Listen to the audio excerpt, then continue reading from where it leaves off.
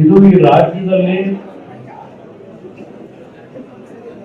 ನಾವು ಮುಂಜಾಗ್ರತೆ ಕ್ರಮವನ್ನು ತೆಗೆದುಕೊಳ್ಳದೇ ಇದ್ರೆ ಬಹುಶಃ ಈಗಿನ ಕಾಂಗ್ರೆಸ್ ಸರ್ಕಾರ ಈ ಸರ್ಕಾರದ ಅವಧಿ ಮುಗಿಯೋದ್ರೊಳಗೆ ವಿಧಾನಸೌಧವನ್ನು ಬೇಕಾದ್ರೂ ಮಾರುವಂತಕ್ಕಂಥವ್ರು ಇವರು. ಈಗಿನ ಮುಖ್ಯಮಂತ್ರಿ ಏನಿದ್ದಾರೆ, ಈಗಿನ ಸರ್ಕಾರದ ಮುಖ್ಯಮಂತ್ರಿ ಬಹಳ ಅತ್ಯಂತ ನಯ ವಿನಯವನ್ನೇ ತೋರಿಸ್ತಾ ಇದ್ದಾರೆ. ಅದು ಕಾರ್ಯರೂಪಕ್ಕೆ ಬರಬೇಕಾದ್ರೆ ನಯ ವಿನಯತೆ ಇಲ್ಲ. ಆ ನಯ ವಿನಯತೆಯ ಮುಖಾಂತರ ನಾಡಿನ ಜನತೆಯ ಸಂಪತ್ತನ್ನ ಲೂಟಿ ಮಾಡತಕ್ಕಂತ ಹಲವಾರು ಪ್ರಕರಣಗಳು ಮುಂದಿನ ದಿನಗಳಲ್ಲಿ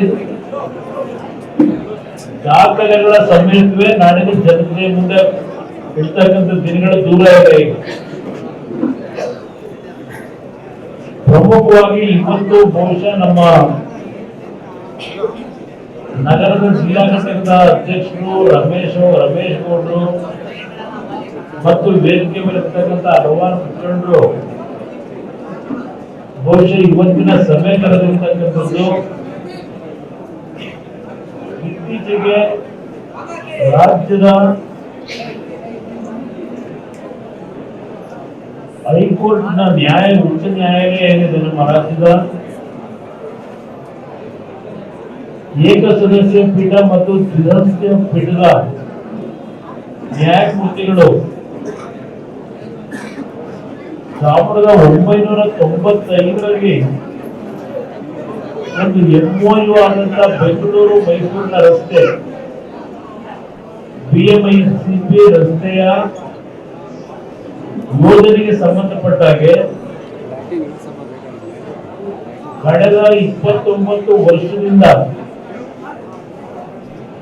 ಬರೀ ಬೆಂಗಳೂರು ಸುತ್ತ ಒಂದು ರಸ್ತೆಯನ್ನ ಮಾಡಿರ್ತಕ್ಕಂಥದ್ದನ್ನ ಬಿಟ್ರೆ 111 ಕಿಲೋಮೀಟರ್ ರಸ್ತೆಯನ್ನಾಗಬೇಕಾದ ಬೆಂಗಳೂರು ಮೈಸೂರಿನ ನಡುವೆ. ನಾನು ಎಲ್ಲಾ ವಿಷಯಗಳನ್ನ ಹೇಳಲಿಕ್ಕೆ ಹೋಗೋದಿಲ್ಲ.